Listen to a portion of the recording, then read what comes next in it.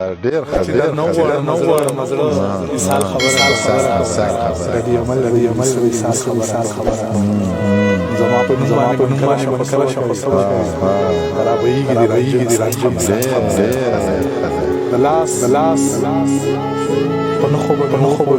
کوي ستاچي بل سره مثال خبره ډیر دا هوستن د شپې ماته کوي سمې د دیوی ماته کوي سره شوی د چا مخ نه کوي بیګامي خوله د عیني ماته کړه او چې تنهایی کې خلل بلا ما استاد انتظار روزه می سندر پکې ډیر خبره نو مزړه مثال خبره ردی عمل مثال خبره زما په باندې کله شپه خرابېږي دی راځي the last پنخو کوي ستاچي بل سره مثال خبره ډیر زړه مې پسینه کې جوړ چاودل ستر د وسویرا سیدل اوس په خیر په ورته ډبې وکي خان د باندې سیرا سیدل هغه چې په بل بلانه هغه له ولې سیدل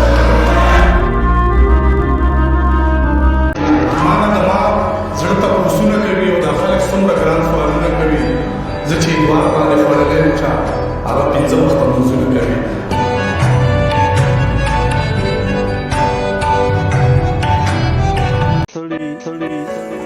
ستومانه دي شو د شپې ناوخته مسافر شي خپل وطن مزدوري کوي نو سمې شي د مسافر ساختر وي منشي د شي زي انتظار کوما غبي غم بشي وربته دا څنګه يشي ماشوم بچي دشي ننګيال تستار شي ننګيال دي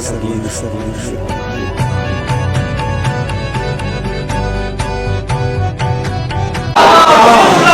مزدور سړی یم نه په سوري نه په نور یم جي زه د څلورو خویندو دغه یو څادر یم جي او داسې یو وختو د نظر د خوږېدو سړی یم خو نن سبا کې د روان شوي خان منظر یم جي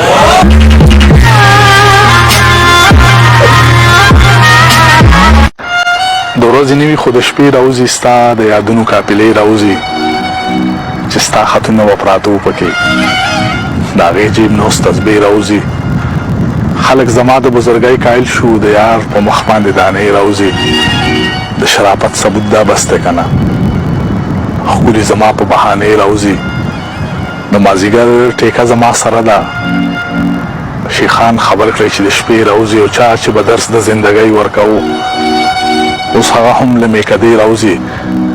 سازش کوونکو کې درمانه یاره بلا اشنا سحرې راوځي وای کنه څنګه خرې مینه ښه که جنګ خرې ستا نه زما خوی خرې ستا زما نه رنګ خرې دا لښتې پې ښکلي دي دا بوټې د بنګ خرې دې جنګ له قلم په کار توپ او نه توپنګ خرې ستا وصال که هر سرې ستا د در ملنګ خرې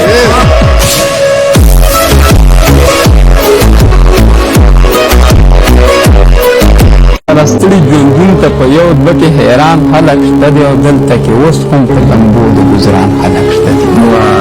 همدې شیشه د موټر ښکته که چې ویني د ژوند په لاره لا اختیار دې روان خلک شته دي یوازې دا نه چې ژوندی به یې مګران په ډېرو د مرګ نه پس راپسې هم د ارمان خلک شته دي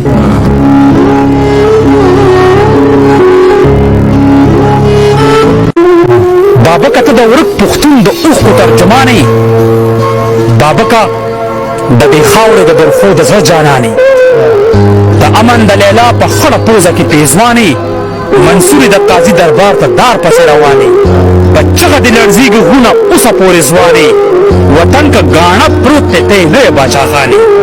دا یو ټکې د دروند د ټوپک او تماچې نه کېنه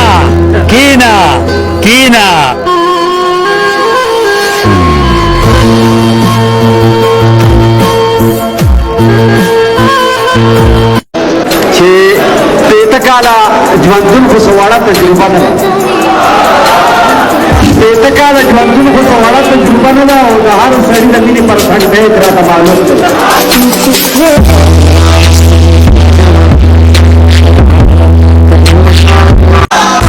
ستانه که لږه عقیده نه کېږي ما نه په لاره کې ټپه نه کېږي ویمه چې سم درته درغاړې وتې ما نه په سترګو کې کاته نه کېږي